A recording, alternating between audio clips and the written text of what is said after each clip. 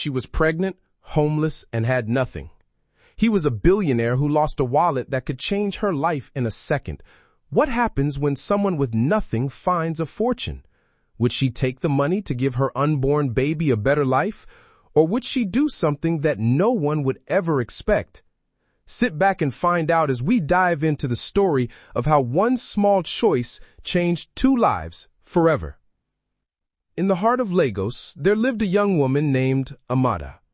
Just a few moments before, she was sitting in the corner of an old bookstore, trying to hide from the wind.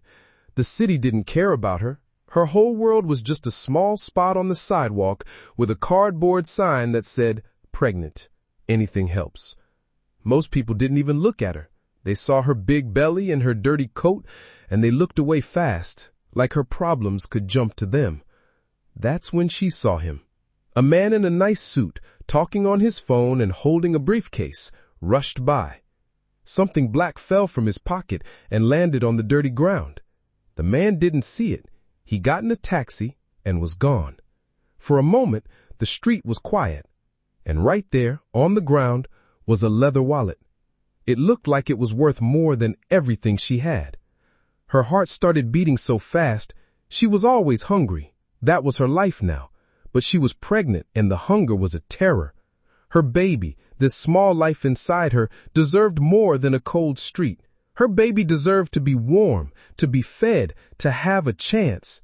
And this wallet was that chance. Amada wasn't always like this. She had a before time, before the fighting, before the doors were locked. She remembered her mother's house, the feeling of having a key, of having a home. She was loved. But when she told her family about the baby, their faces became hard. They called her a disgrace. They threw her out, and the last words she heard were, "You're on your own." But even before that day, before her family turned cold, her heart had already broken. His name was Mark. They met at a youth event. He smiled like he had no secrets, said all the right things, promised her forever. He was her first real love, the kind you trust with your dreams. They would talk for hours, plan a simple life, 1 bedroom, maybe 2. He told her, as long as we're together, nothing else matters. So when she missed her period, Amada wasn't scared. She was nervous, yes, but mostly she was excited. She thought he would pull her into his arms and say, "Let's do this together." But when she told him, his smile cracked. "What are you saying?" he whispered, like the words were poison. "I'm pregnant," she said, her voice trembling. He blinked, then shook his head, then laughed. Not the sweet kind, the cruel kind. "That's not my baby. Amada, don't do this." She thought he was joking. She reached for his hand. He pulled it away. "I'm not ready to be a father," he said, his voice colder now. "Figure it out." She called him again and again, her hands trembling as the phone rang into silence.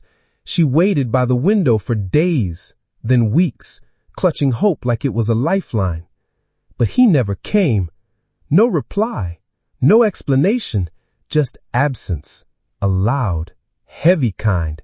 And slowly, the truth began to set in, that the love she trusted had vanished without a trace, that sometimes the people who promise to stay are the first to disappear. And when she told her family, her own family said she was an embarrassment.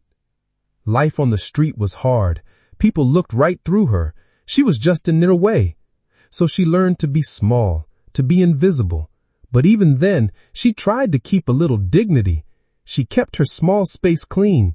She would talk to her baby with her hand on her stomach and whisper, "It's you and me, little one. I will keep you safe, I promise." But every day, that promise felt harder to keep. The baby was the reason she was scared, but also the only reason she kept going. And now this wallet, it wasn't a dream. It was real, and it was full of money. The sounds of the city went away. It was just Amada and the wallet. She opened it. The cash was there, so many $100 bills. She had never seen so much money before. It was enough for a small apartment, enough for food, enough for a doctor, for new shoes. enough to feel like a person again. A voice whispered in her head, "Take it. No one will know. That man is rich. He won't even miss it. This is fair. The world is finally giving you something." She could almost feel a hot shower. She could almost smell clean sheets. She imagined buying a soft blanket for her baby. For one moment, the dream was so real. All she had to do was get up and walk away. But then another voice came. It was quieter. It was the voice that remembered her mother teaching her right from wrong. "This isn't yours. It's stealing." The first voice fought back. "Stealing from who? A rich man? Is it stealing to feed your baby? Is it a crime to want a safe place for your child?" She remembered her family's angry faces. "You're worthless," they had said. If she took the money, she would survive, but it would also mean they were right about her. Her shaking fingers found a plastic card, a driver's license. She saw the face of a man with kind eyes. His name was Io Lawson. The wallet was not just a thing full of money anymore. It belonged to a person with a name and a face. Then she saw something else. Tucked behind the license was a folded photo of a smiling woman and two little kids. A family. His family. That picture changed everything. Looking at that happy family, she saw the life she wanted for her own child. A life built on truth, not on a lie. What kind of mother would she be if she started their life with a crime? What would she tell her child one day? "I took money that wasn't mine because we were poor?" The words felt terrible in her mouth. She had already lost her home and her family. Her goodness was the only thing she had left. It was the only real thing she could give her child. The choice was clear. Keeping the money would help her for a few weeks, maybe a few months, but she would lose a part of herself. Returning it, that felt like a test of faith. Faith that doing the right thing matters, even when nobody is watching. She took a deep breath and she closed the wallet. She was still cold, but something felt different. She was not tempted anymore. She was decided. She pushed herself up and started to walk. She had to find Io Lawson. The address on the license was for a company called Lawson Enterprises. It was in a part of town with giant glass buildings and fancy parks. It felt like another world. Amada boarded a bus with the last money she had, just enough for one ride. She sat by the window, holding the wallet close like it was a fragile secret. The bus driver looked at her like she was trouble. People on the bus moved away from her. The city that was her hiding place now felt like a stage where everyone was watching and judging her. Finally, she stood in front of the building. It was huge, a skyscraper. Men and women in expensive suits walked in and out. How could she, a woman from the street, walk in there? Just like she thought, a security guard stopped her right away. He looked at her torn clothes, her dirty face, and her pregnant belly. "Can I help you?" he asked, but his tone said, "You need to leave." I need to see Mr. Io Lawson," Amada said, her voice shaking. "It's important." The guard almost laughed. "Mr. Lawson is a busy man. You can't just see him." "Please," she begged. "I found this. It's his." She held up the wallet. The guard's face changed. He spoke into his radio. "We have a situation in the lobby. A woman says she has Mr. Lawson's wallet." Amada stood there, feeling everyone stare at her. She wanted to disappear, but she stayed. She had come this far. Finally, a woman in a sharp suit walked up to her. "You have something for Mr. Lawson?" Amada just nodded and held out the wallet. She took it, opened it, and her eyes went wide. "Wait here," she said. Then a man walked out of the elevator. It was him, Io Lawson. He looked worried and tired. He walked right to her. "You found my wallet?" he asked. Amada nodded. "Yes, sir. You dropped it." He checked inside. A look of relief washed over him. "It's all here," he said. Then he looked at her. really looked at her.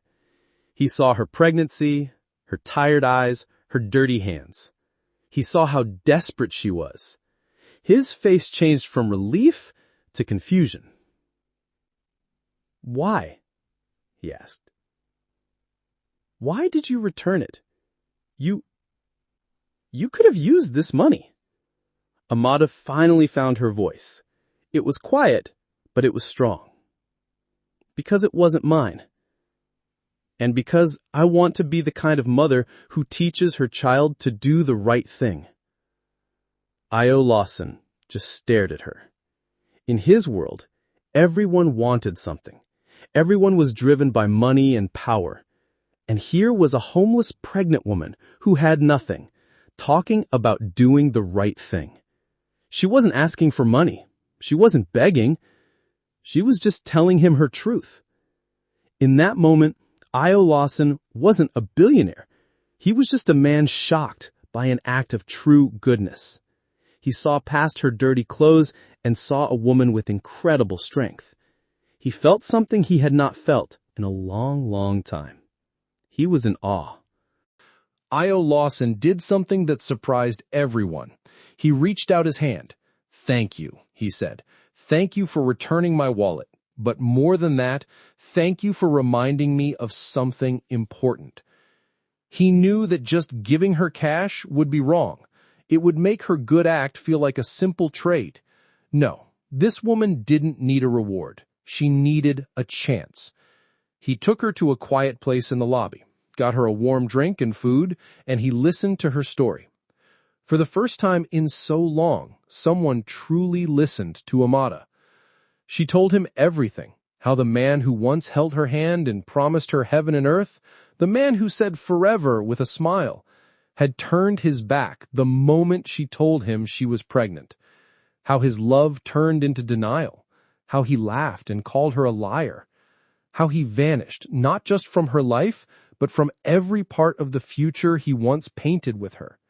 And just when she thought things couldn't get worse, she told him how her own family, the people who raised her, fed her, tucked her in at night, looked her in the face and called her a disgrace. How they threw her out like garbage, with nothing but shame and silence wrapped around her growing belly. Io Lawson said nothing at first. He just listened. And as Amada spoke, something in his face softened. Because he wasn't just hearing her story, he was feeling it. And by the end, Lawson made a decision. He didn't offer her charity. He offered her a job. A simple job at one of his company's foundations. It came with a salary. It came with health insurance. And he made a phone call and got her a company apartment, ready to live in, paid for the next 6 months. A safe, warm place for her and her baby. The next few weeks, everything changed for Amada. The first night in the apartment, she took a long, hot shower and washed away the dirt of the streets and the feeling of being invisible. She slept in a real bed. But the biggest change had already happened. It happened when she chose to walk to that tall building instead of walking away with the money. Returning the wallet wasn't what saved her. Choosing to be the person who would return the wallet is what saved her. She had proven her own worth to herself. Io Lawson's help was just the world finally catching up to the good choice she had already made. Weeks later, under clean white sheets and the soft hum of hospital monitors, Amada gave birth to a baby girl. She cried as she held her daughter for the first time, not because of pain, but because they both made it. Through hunger, through shame, through heartbreak. Her baby was small but strong, beautiful, whole. She named her Hope because that's what kept her going even when everything else fell apart. Months later, Amada stood in a nursery in her apartment. Her daughter, Hope, was sleeping in her crib, safe and warm. Amada was not the scared woman from the streets anymore. The fear was gone from her eyes. She was in control of her life. A life she built on one single brave choice. She looked at her daughter and knew she had given her the best gift, a mother she could be proud of. You see, Amada's story teaches us a powerful lesson. True wealth isn't about what's in your bank account. It's measured by your character, by your goodness.